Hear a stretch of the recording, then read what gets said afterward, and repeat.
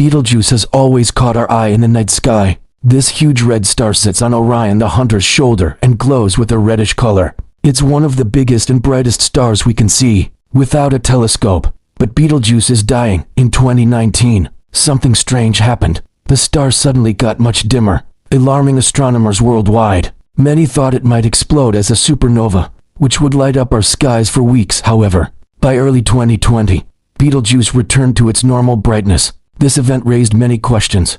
Why did it dim so dramatically? Why has its brightness always been irregular? Could something else be blocking its light? Years later, astronomers have found a key piece of the puzzle. They discovered another star orbiting close to Betelgeuse, confirming an idea first suggested over 100 years ago. This amazing discovery changes how we understand Betelgeuse. The story begins with the great dimming of 2019.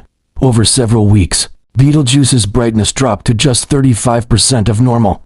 Scientists later found this wasn't because of changes inside the star. Instead, Betelgeuse had released a huge gas cloud that cooled into dust, blocking some of its light from reaching Earth. After Betelgeuse returned to normal brightness, astronomers focused on its puzzling pulsation cycles. The star breathes rhythmically, with its outer layers expanding and contracting like a slow heartbeat.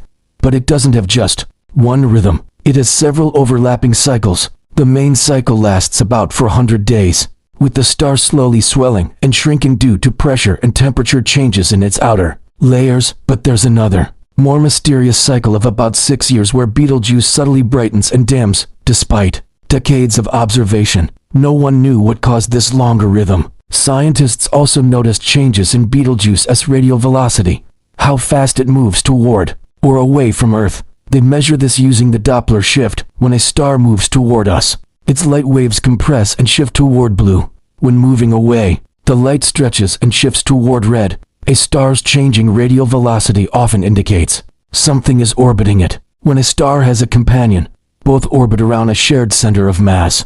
As the star moves toward and away from us in this orbital dance, its light shifts between blue and red. Analyzing over a century of data, astronomers found Betelgeuse's radial velocity wobbled in a pattern repeating every 100 days, about 5.78 years. This was a breakthrough.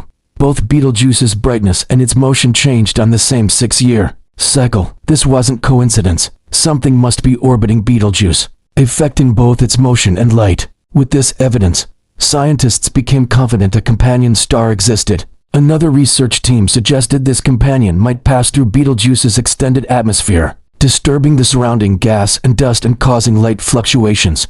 Despite strong evidence for a companion star, no one had actually seen it. Even powerful telescopes like Hubble and Chandra X-ray Observatory found nothing. When scanning around Betelgeuse, this suggested the companion was either extremely faint or orbiting so close to Betelgeuse that it was lost in the star's brilliant light. Scientists calculated when and where the companion would be easiest to spot. According to their models, it would reach its maximum separation from Betelgeuse in late 2024, making it slightly easier to distinguish from the main star's glare. The moment finally arrived on December 9, 2024. Dr. Steve Howell's team used the Gemini North telescope in Hawaii with a special high-speed camera called Aloe, designed to capture fine details normally blurred by Earth's atmosphere.